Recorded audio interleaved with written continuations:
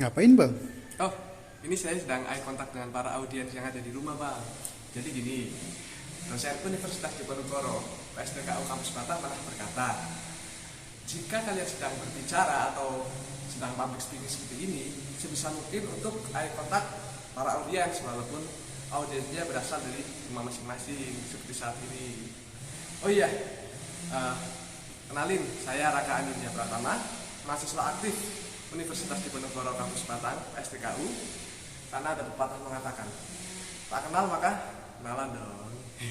Baik, teman-teman dari SMA ataupun SMK di seluruh Indonesia, saya di sini akan membawakan materi tentang 10 skill untuk menghadapi industri 4.0.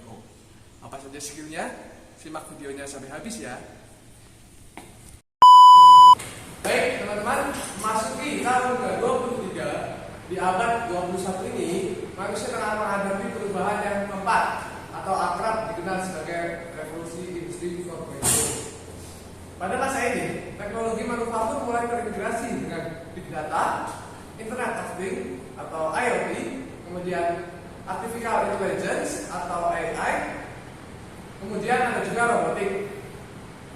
Nah, berdasarkan paparan artikel di laman World Economic Forum, untuk bisa beradaptasi dengan perubahan yang dibawa oleh revolusi industri 4.0, seseorang pekerja harus memiliki kemampuan yang tidak bisa dilakukan oleh mesin. World Economic Forum juga merilis 10 skill keterampilan yang mutlak dibutuhkan untuk para pekerja untuk bisa menghadapi perubahan pada tahun 2023 ini dan seterusnya. Berikut 10 keterampilan yang harus dimiliki oleh pekerja tersebut. Yang pertama yaitu kompleks problem solving.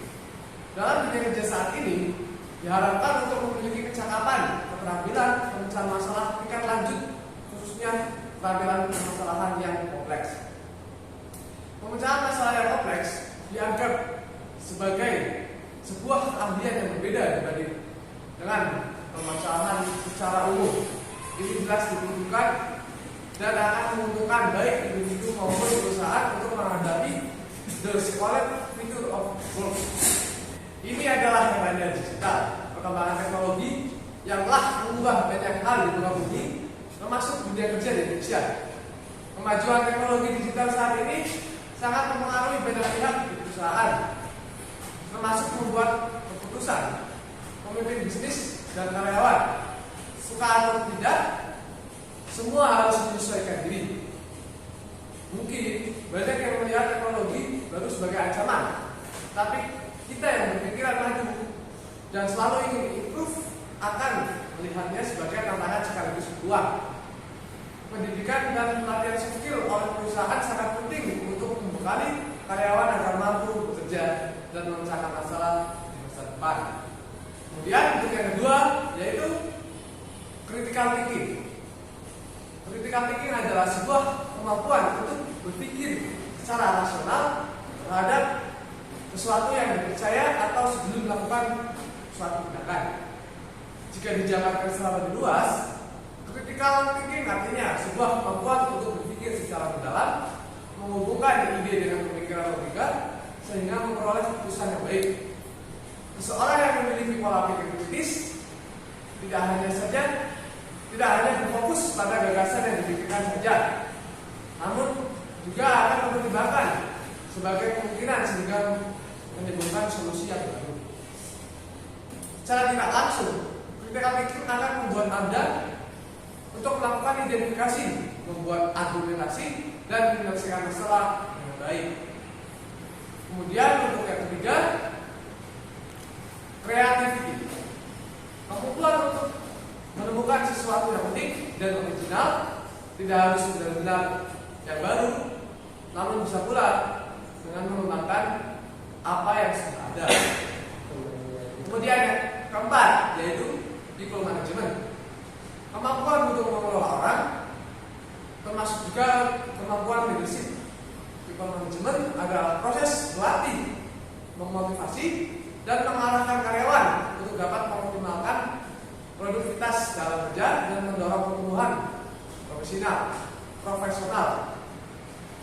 Proses ini penting untuk dilakukan dan dikuasai oleh tim, manajer, pemimpin, ataupun kepala departemen.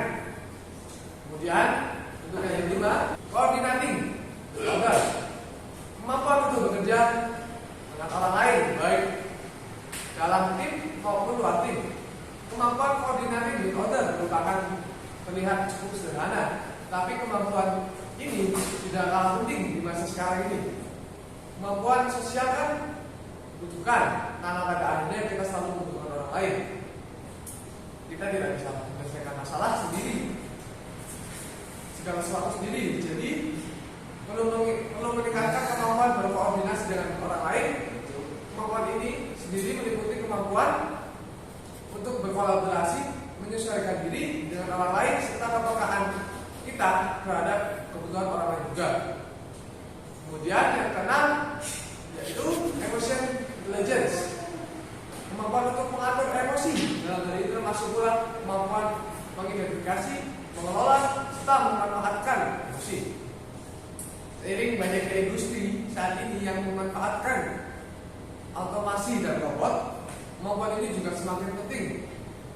Teknologi dan robot memang tidak melakukan banyak hal, tapi mereka tidak bisa membaca emosi dan perasaan manusia. Maka dari itu, semakin dibutuhkan orang dalam kecerdasan emosional yang mumpuni, yang memiliki kesadaran akan reaksi orang lain maupun dampak diri mereka terhadap orang lain. Kemudian yang ketujuh yaitu judgment dan decision making, kemampuan untuk mengambil keputusan dalam kondisi apapun, termasuk ketika seseorang sedang berada di bawah tekanan. Kemampuan yang satu ini tidak hanya penting di lingkungan pekerjaan, tetapi juga penting dalam kehidupan pribadi.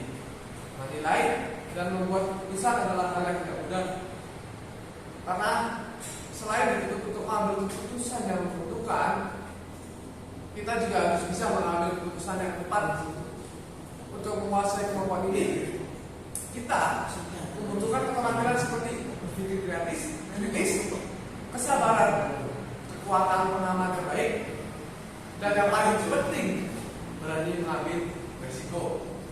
Untuk yang ke-8 yaitu service orientation, kemampuan untuk melayani secara baik untuk perusahaan atau pelanggan tanpa mengharapkan penghargaan sebentar.